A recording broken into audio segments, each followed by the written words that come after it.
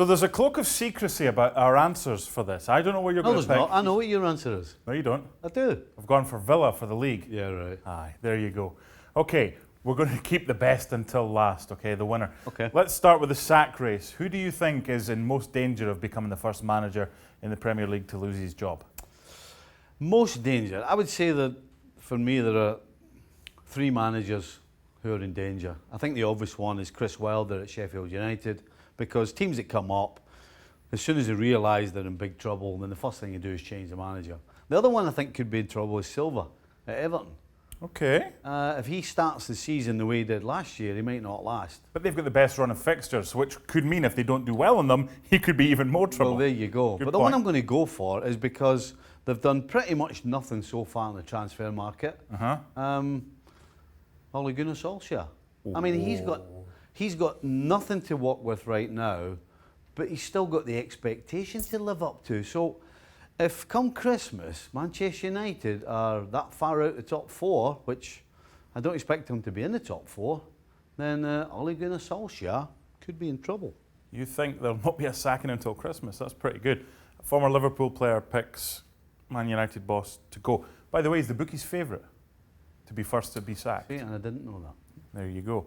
I'm going to go for Roy Hodgson of Palace. They lose Zaha, they've already lost Wan-Bissaka, and they don't really add too many to it. They've got a mixed fixture list, but it could go wrong pretty quickly. So, sorry Roy, I think you'll be the first to go 11. Go, right. Best player in the Premier League 2019-20, who have you got? I'm going for a Manchester City player in Kevin De Bruyne. Because, you know, World Cup year, he was absolutely phenomenal. And then he suffered like a lot of players because he played all the way through the summer in the World Cup, got injured, had pretty much an injury-plagued season. And then again, right at the end, when he did come back fit and healthy, he reminded us again how good he is. So, yeah, I'm going to go with Kevin De Bruyne. What he said. Relegation now, there's 3 teams going down. Who do you think is the most likely of the teams to finish maybe bottom? Who's going to go down in this one? Sheffield United. I really don't see how. Well, I don't think it's a difficult decision. No, I know. Let's be honest. You know, and particularly when you hear about the manager, Chris Wilder, talking about how they're going to continue to play the way they did in the Championship. Well, you know what? If you're going to have your centre-backs turning up in the opposition's penalty box in the Premier League, you're going to get annihilated. So, listen, I'm taking him at his word. He's going to play the way they did then, and that means complete and utter disaster. What he said. Yep. Top scorer? I'm going to go with Salah. There you go. Is that great minds or fools seldom differ? Again, we've probably got 2 or 3 choices that are the obvious ones. Aguero, right. Kane, Salah. There you go. And Mo Salah, for the last 2 years, has been the top scorer in the league. Why is he not going to be the top scorer again? Aguero probably won't play as many Premier League games as Salah because... well, they've got Gabriel Jesus. They've got Jesus. Yeah. They can make changes that Liverpool can't. So, Mohamed Salah, absolutely. For the 3rd year in a row. Just glad I didn't go Solskjaer because I thought about it for the first guy sacked. That would have been a right boring segment. Winner.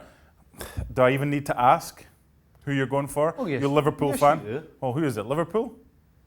Well, only because you saw it before we started. No, you're a fan. Oh, tell the truth. You saw it before we started. Don't give me that nonsense. Listen, at the end of the day, it's a choice of 2. Of course it is. It really isn't. And you're not going to go City, are you?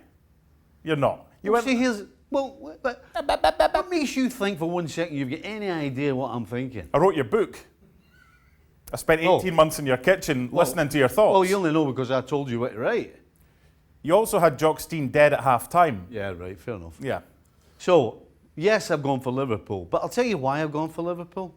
Because Manchester City have lost Vincent Kompany and haven't replaced him. Mm-hmm. For me, his introduction in the second part of the season, his form, not just that incredible goal he scored, second last game of the season, but his presence made all the difference. That was the 1 point difference between Man City and Liverpool last year, and he's gone, and they haven't replaced him. So because of that, that's why I'm going for Liverpool, not because I'm a Liverpool supporter. I'd like to see Liverpool win the league. I think for the freshness of the Premier League, I'd like to see it. The problem I think they're going to have this season is we've both got as our best player a guy who's returning, a world-class player. Their strength and depth. You take the best player out of City, they'll probably restore him with another world-class player. You take Salah or Mane out of Liverpool, they don't have the strength and depth to have the same.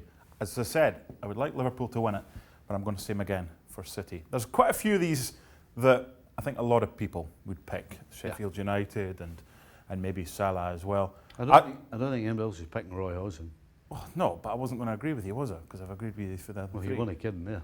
Right, so there's what we have. Liverpool or City again. It's a two-horse race, and there's the rest of them.